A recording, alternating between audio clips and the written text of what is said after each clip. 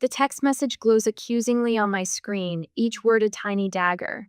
My hand trembles as I read it again, hoping somehow the words might rearrange themselves into something less cruel. We've decided to keep the wedding small and intimate. We hope you understand. Thanks again for everything.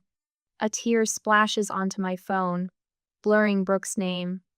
I wipe it away with my thumb, leaving a streak across the glass. The warm evening light filtering through my Craftsman windows casts a golden glow across my living room, all polished hardwood and carefully chosen furnishings. Everything in its proper place, everything except this ugliness now burning in my palm.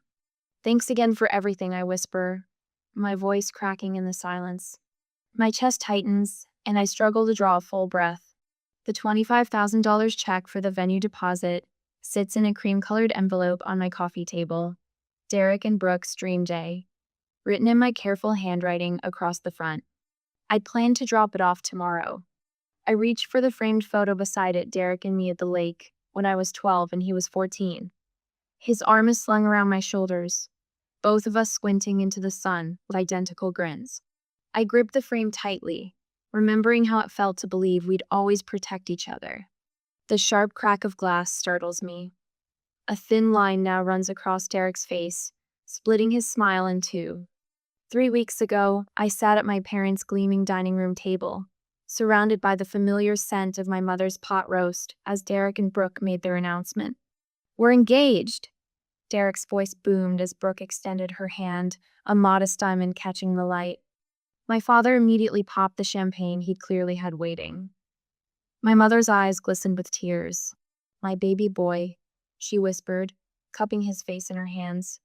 Finally, the glasses were raised, the toasts made, and then came the inevitable discussion of wedding plans. "We've been looking at Crystal Ridge," Derek said casually, as if mentioning a fast food restaurant rather than the most exclusive venue in 3 counties. "It's exactly what we've always wanted." Brooke stared at her plate. "But we can't afford it," she admitted quietly. "Not after Derek's been between opportunities for so long. 2 years of unemployment.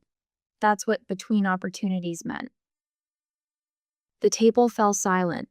I saw the disappointment creeping into my mother's eyes, my father's tight smile. And something in me cracked open, that old familiar need to finally earn their approval. "I'll pay for it," I heard myself say. "The full venue deposit. Consider it my gift." The shock on their faces was almost worth it.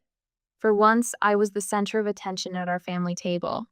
For once, Derek was hugging me like he meant it instead of the awkward pat and release I usually received. "You've always been so practical, Harper," my mother said, sounding genuinely surprised. "It's nice to see you being generous for once."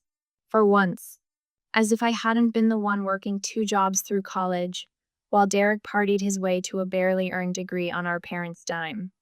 As if I hadn't climbed steadily through my firm, while Derek bounced between ill-conceived startups. As if my achievements, the promotion last year, the house I'd bought on my own, were footnotes while Derek's smallest efforts earned standing ovations. "He's finding himself," my mother would say whenever anyone dared mention his latest failure. I'd found myself years ago, found myself alone. The signs were there from the beginning. Wedding planning meetings I wasn't invited to. Brooke's vague answers when I asked about my role. Derek changing the subject whenever I inquired about details. The venue selection I discovered through an Instagram post rather than a conversation.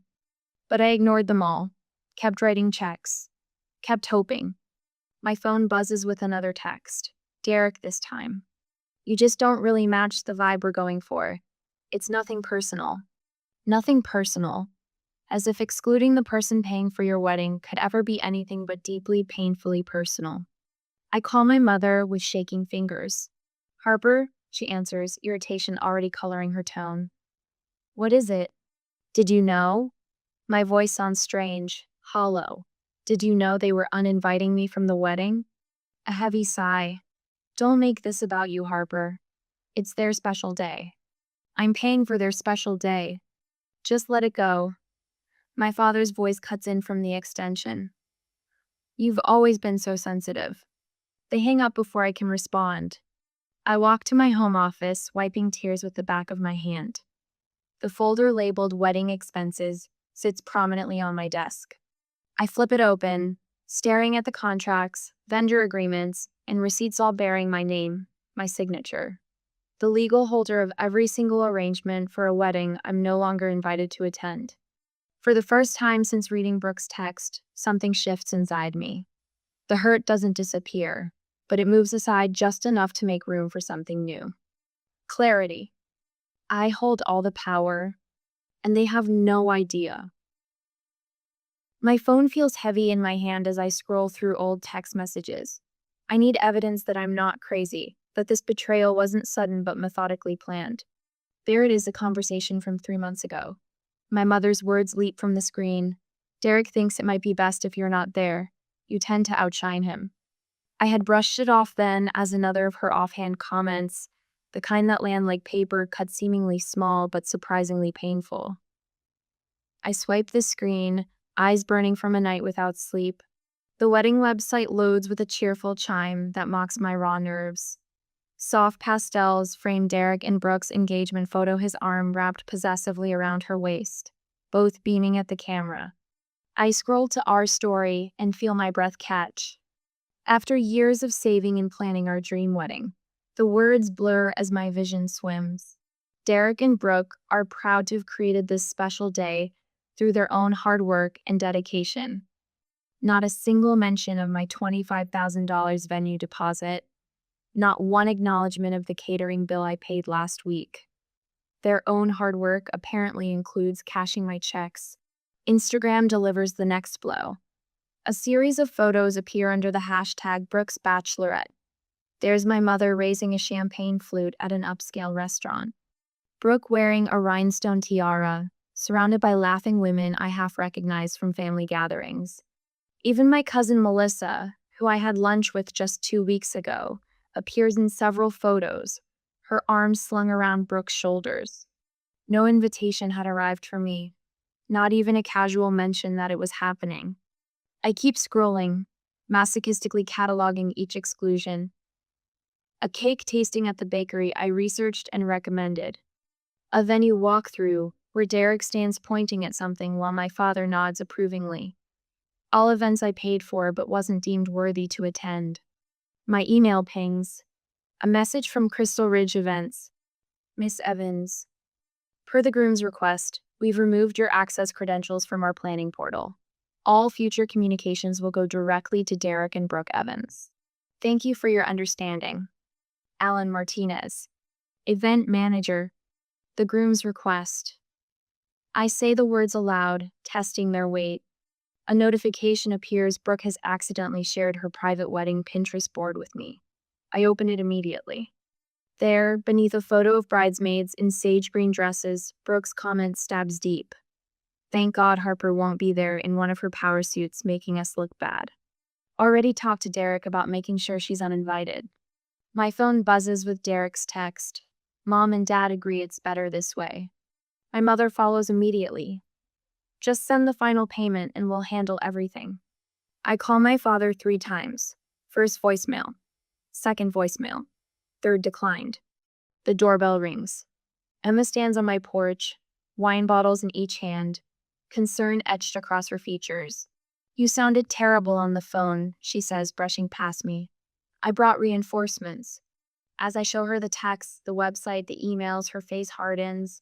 They've been using you your whole life, she says, anger tightening her voice. But this is a new low, even for them. My phone rings. Jackson from Legal at Work. I've reviewed those contracts you sent, he says without preamble. You're legally entitled to cancel everything. Everything? My voice sounds small. Every single vendor. You're the contract holder. Not Derek, not Brooke, not your parents. You. Emma's eyes meet mine. The wedding is in 10 days, she says quietly. 200 guests, I add. If I do this, I'll be the villain in the family story forever. And if you don't, Emma challenges, they'll know they can take whatever they want from me. The realization settles like stone in my stomach. My dignity has a price tag, and apparently it's exactly $25,000.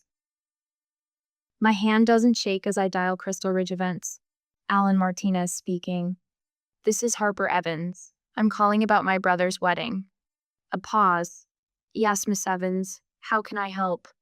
I explain the situation, simply and without embellishment. When I finish, the silence stretches. I'm sorry that happened to you, Alan finally says, his voice softening. Family can be complicated. I haven't spoken to my brother in 5 years. What happened? I ask before I can stop myself. Similar situation. I worked myself to the bone helping him start his business. When it succeeded, suddenly I wasn't professional enough to be included. Alan clears his throat. Some people only value what you provide, not who you are. His words hit with a clarity of truth. What are my options if I need to cancel? I ask. The contract states a 30% penalty if canceled by the contract holder, he explains. Which would be you? I hadn't noticed this clause perhaps because I never imagined needing it. I like to keep our conversation confidential for now, I say, feeling a curious lightness spread through my chest. Of course. The understanding in his voice is unmistakable. Family politics. I get it. After we hang up, I open my laptop and create a new document titled Wedding Contracts. Methodically, I list every service I've paid for, every contract in my name, every receipt. The spreadsheet grows, row after row of financial commitments I've made to celebrate a relationship while my own was being discarded. For the first time since reading Brooke's text yesterday, I feel something other than hurt, the smallest taste of control, of agency. It's not satisfaction, not quite. But as I save the document, I recognize it might be the first step toward something better. My phone buzzes for the 4th time today. Mother's name flashes across the screen, her message appearing above the others. We need the final venue payment by tomorrow. No pleasantries, no acknowledgement of the elephant trampling through my life. Just another demand, as if I'm nothing more than an ATM with legs. Before I can set the phone down, it vibrates again. Derek this time.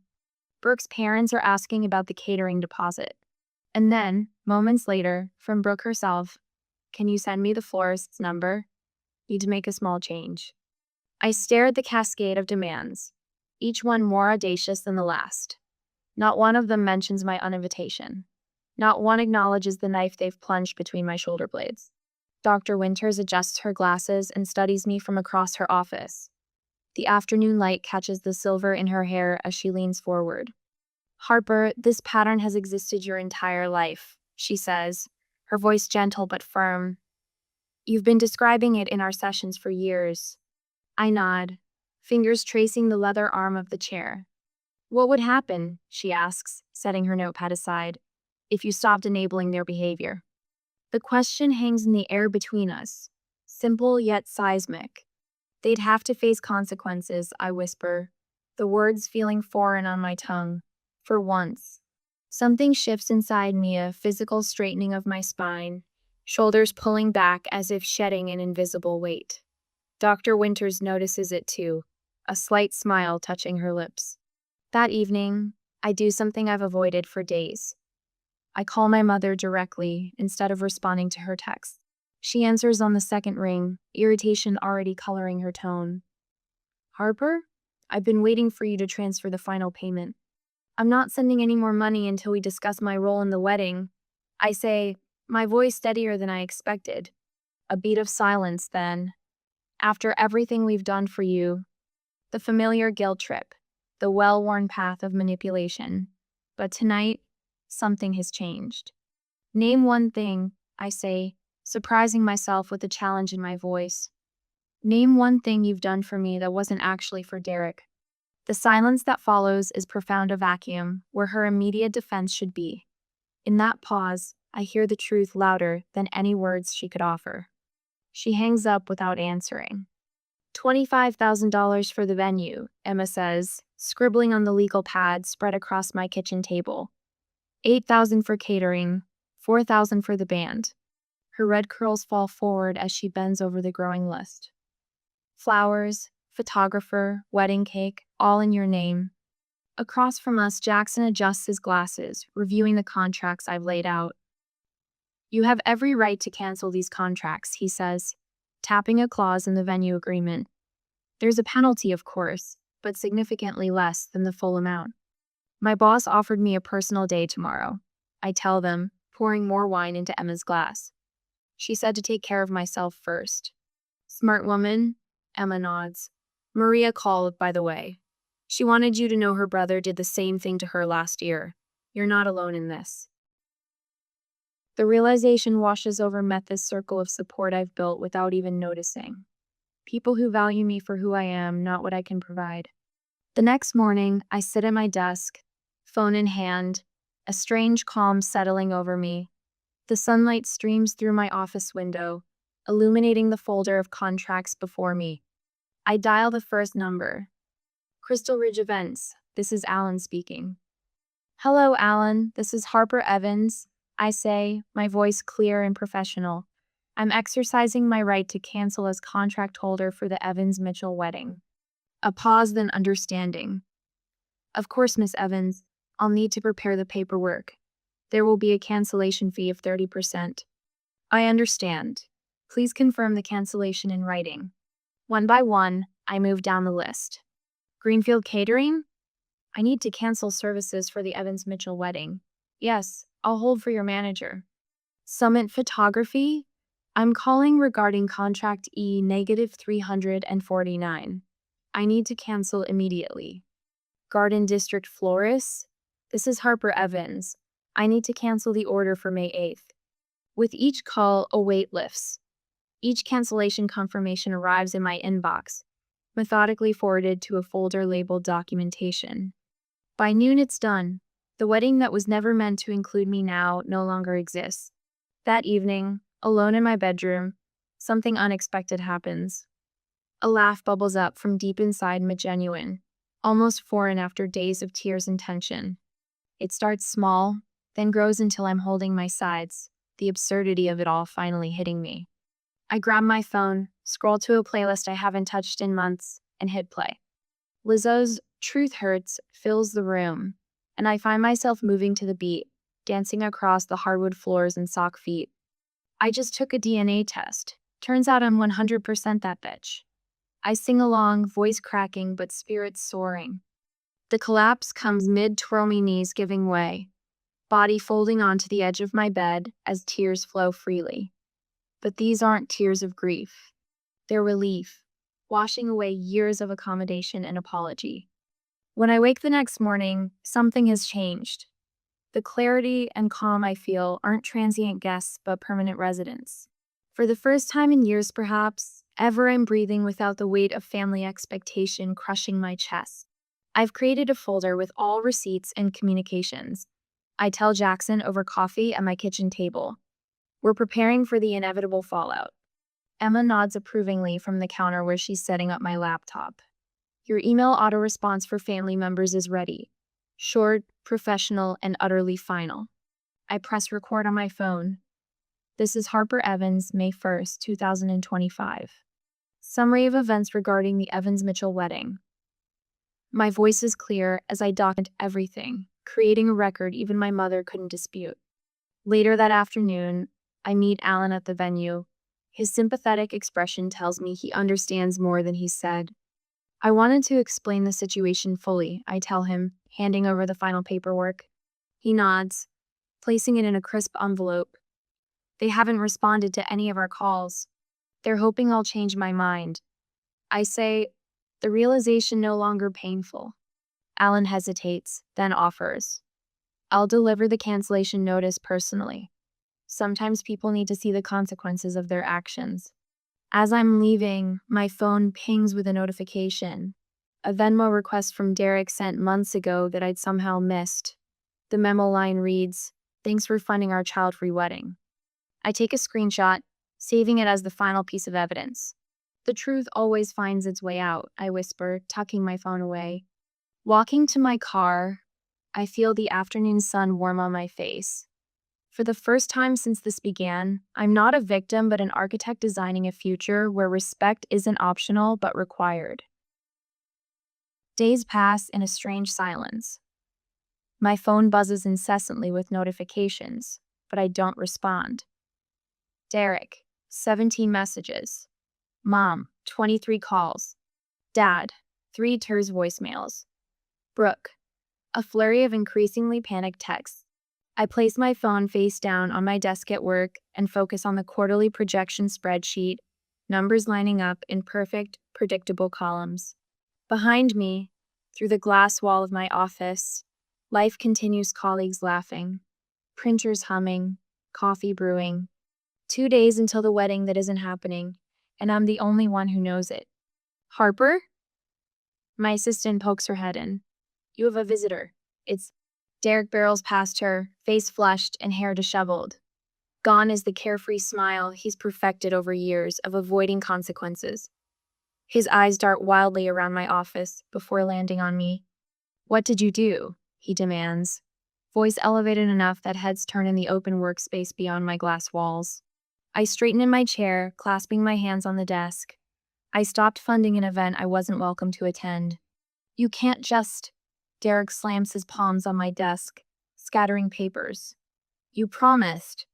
2 of my colleagues appear at the doorway, Marcus from accounting and Jen from legal. They don't speak, just stand there, arms crossed. Behind them, I see Jackson on the phone, speaking urgently. You should leave, I say quietly. Not until you fix this, Derek's voice cracks. The venue, the catering, everything's gone. Mom is having a breakdown, Brooke won't stop crying. Security arrives then, 2 men in press uniforms who don't need to touch Derek to make their presence felt. Sir, you need to come with us, the taller one says firmly. Derek backs toward the door, pointing at me. You're ruining everything. You've always been jealous. You've always tried to make me look bad. As they escort him out, his final words echo down the hallway. You're dead to this family. I exhale slowly, hands trembling slightly as I reorganize the scattered papers. Jen approaches, places a gentle hand on my shoulder. We've got your back, she says simply. That evening, Emma shows me Brooke's Instagram post. A tearful selfie with the caption, Imagine having a sister so jealous she tries to sabotage your wedding. Family isn't always blood. Already hundreds of sympathetic comments, distant relatives and high school friends taking sides without knowing facts. Your mother called the Robertsons, Emma reports, scrolling through her phone. The Robertsons family friends for 20 years. She's telling everyone you're having some kind of breakdown. My phone chimes with texts from Aunt Judith, Uncle Martin, even my second cousin Terrell variations on what's going on and are you okay? And can't you just make peace for one day? I say nothing. Pour another glass of wine. Emma grins suddenly, turning her phone to show me a photo she just posted.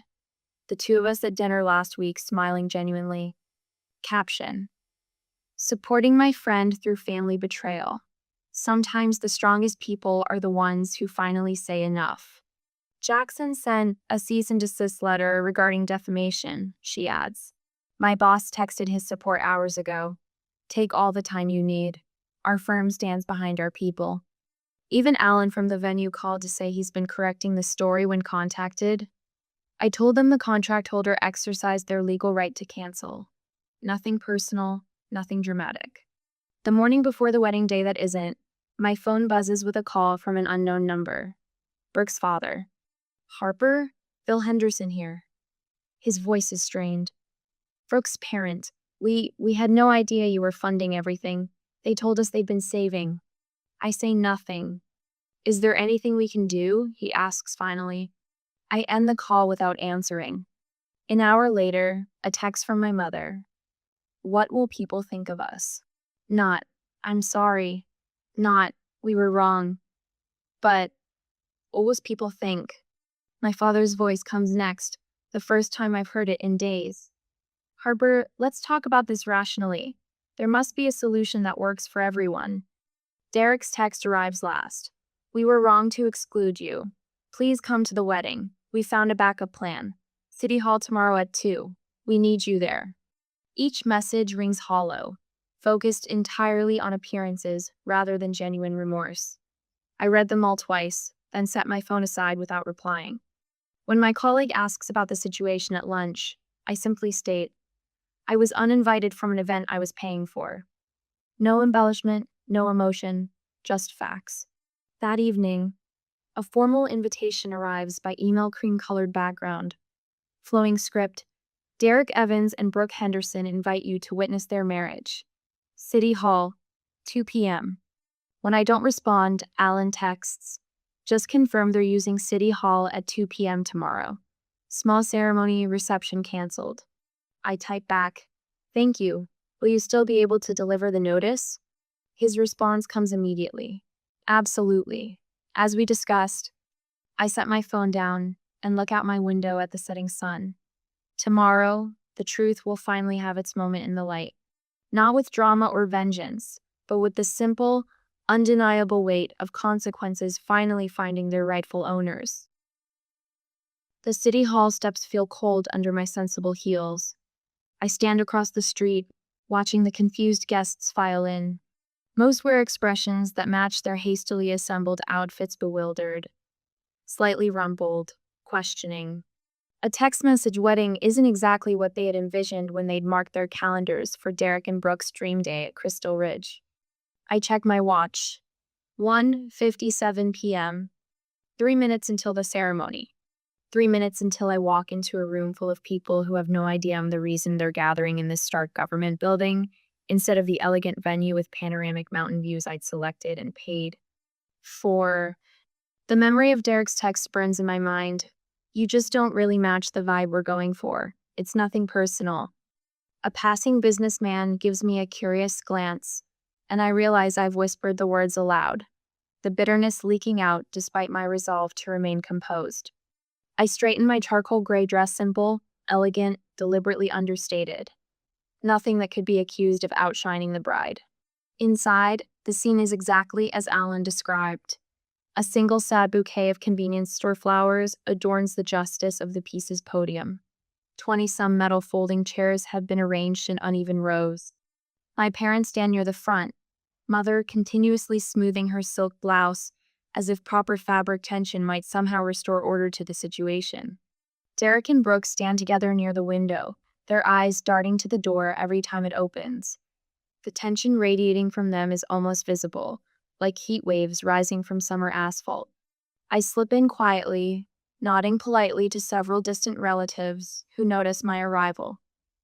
The collective exhale from my family is audible even from the back row where I settle myself. Hands folded neatly in my lap. Crisis averted, they think. Harper has come to her senses. Mother rushes over, her pearls clacking against each other in her haste. Thank goodness you came to your senses, she whispers, the exact words I'd anticipated.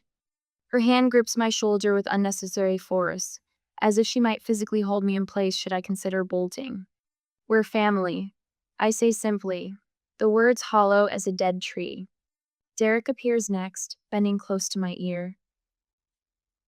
We can talk about rent later, he murmurs, his eyes not quite meeting mine. I wonder if this is his version of an apology, or simply financial damage control. Brooke follows, offering an air kiss near my cheek, careful not to actually make contact. So glad you could make it, she says, her smile strained to breaking point. No acknowledgement of my exclusion. No genuine remorse. I simply nod. None of them notice that I haven't actually accepted their non-apologies or promised forgiveness. They see what they need to see: compliant Harper. Reliable Harper. Harper who won't make a scene. The justice of the peace clears his throat, and everyone takes their seats. The ceremony begins with all the warmth of a tax audit. Derek shifts from foot to foot. Brooke clutches her bodega bouquet so tightly that a few petals float to the floor. They exchange stilted vows about honor and cherishing, words that sound particularly ironic given recent events. They're midway through the ring exchange when the heavy oak door creaks open. Alan enters, his tailored suit and confidence stride drawing all eyes. He carries a cream-colored envelope identical to the one that had sat on my coffee table just days ago. The one that had contained a $25,000 check and all my foolish hopes of family connection.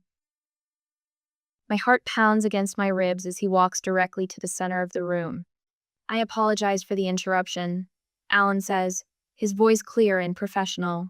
I'm Alan from Crystal Ridge Events. The confusion in the room is immediate. Guests exchange glances. Brooke's father half rises from his seat. "This is your official notice of breach of contract," Alan continues, opening the envelope and removing several official-looking documents. He hands copies to both Derek and Brooke, whose faces have drained of all color. "These are the cancellation penalties as outlined in your agreement. The total amount of $8,000 is due immediately to avoid further legal action." He pauses, then adds pointedly, "You should have treated your sponsors better." The silence that follows feels like the moment after glass, shatter suspended, dangerous, irreversible. Brooke's mother is the first to speak. "What is he talking about? What sponsors?" My mother steps forward, hands fluttering. "There's been a misunderstanding. Who was paying for this wedding?" Brooke's father demands, his voice cutting through the growing murmurs. For the first time since entering City Hall, I stand. Every eye turns to me, and I feel oddly calm, like I've stepped outside myself to watch this scene unfold. I say clearly, until I was uninvited by text message." The room falls completely silent. I can hear the ancient wall clock ticking away seconds that feel like individual eternities. "I didn't ruin your wedding," I continue, my voice steady. "I just stopped funding your lie." Derek's face contorts through a series of emotions: shock, anger, embarrassment, and finally, a dawning horror as he realizes what's happening. Mother stands frozen, her carefully constructed facade crumbling visibly. Father stares at his shoes. The justice of the peace, clearly eager to be done with this awkward situation, hastily pronounces them husband and wife. There's no applause, no celebratory cheers. Just the uncomfortable shuffling of feet and the rustle of jackets as guests make quick escapes. Several cousins and an uncle approach me, their expressions a mix of newfound respect and lingering confusion. Aunt Meredith whispers, "We should talk soon," with unexpected warmth. I decline multiple invitations to explain everything and clear the air. There's nothing more to explain. The truth has finally done what I never could spoken for itself. As I walk out into the afternoon sunlight, I feel the weight of decades lifting from my shoulders. Some people create scenes to be heard. I simply allowed the consequences of their own actions to speak at full volume. Wind chimes dance in the gentle May breeze, their melodic tones weaving through my backyard garden. 6 months have passed since that day at City Hall. 6 months of rebuilding, of growth, of careful tending to what matters. "You outdid yourself with these hydrangeas," Emma says, raising her wine glass toward the blue-purple blooms clustered along my garden path. "They're thriving." I settle into the Adirondack chair beside her, watching Jackson and Maria arrange platters of food on the patio table. These 3 people who stood beside me when it mattered most now gather weekly in this space we've created together. Chosen family. My solo trip photos finally uploaded, I say, pulling out my phone and scrolling to images of misty Scottish highlands and stone cottages. 2 weeks of nothing but hiking, reading, and deciding what I wanted each day. Emma swipes through them, pausing at one of me standing atop a windswept cliff, arms outstretched, face tilted toward the sun. "You look free," she observes. "My counselor says I'm making good progress." I admit, learning to prioritize my peace isn't selfish, it's necessary. Jackson joins us, setting down a tray of lemonade glasses tinkling with ice. Speaking of progress, I finally told my brother I won't be financing his 3rd startup attempt. His voice carries the same quiet certainty I've been cultivating. "Use that script you shared from your therapist." We raise our glasses in an impromptu toast. "To choosing your own family," Maria says, her smile genuine as sunshine, and to Harper, who showed us all how it's done. The conversation shifts as we eat, but I find myself reflecting on the diverging paths my biological family has taken. Derek and Brooke's marriage is struggling, no surprise given its foundation. My mother has called 3 times, each message carefully avoiding any acknowledgement of her role in what happened. "Just checking in to see if you're over it yet," as if betrayal were a head cold to recover from. What did surprise me was the letter from my father that arrived in yesterday's mail. 12 handwritten pages of genuine reflection and, most shocking, an apology without qualifiers. I've read it twice but haven't decided yet whether to respond. Some bridges might be worth rebuilding. Others might need to remain crossed. My phone buzzes with a text from my cousin Elaine. Planning my wedding for next spring. Could we talk?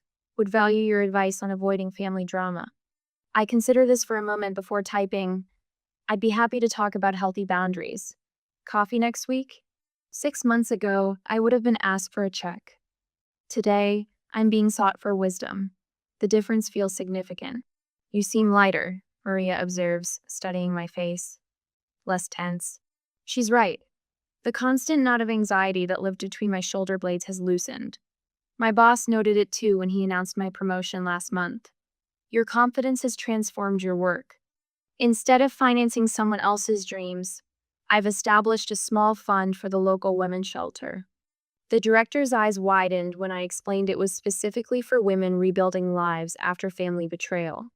Many don't leave because they can't imagine surviving alone, she told me. Your story helps them see possibility.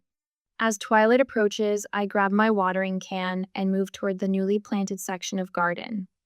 Where dead wood and tangled vines once dominated, fresh green shoots now reach skyward. I work methodically, nourishing what's healthy, what deserves to grow. Sometimes, I say to no one in particular as the setting sun gilds everything in warm light, the healthiest thing you can do is stop nourishing relationships that poison you. Through my open windows, laughter spills from my kitchen where my friends, my real family, are preparing dessert. I turn toward that warmth, a peaceful smile settling on my face as naturally as breathing. The garden will be here tomorrow. Tonight is for celebrating how far we've all grown.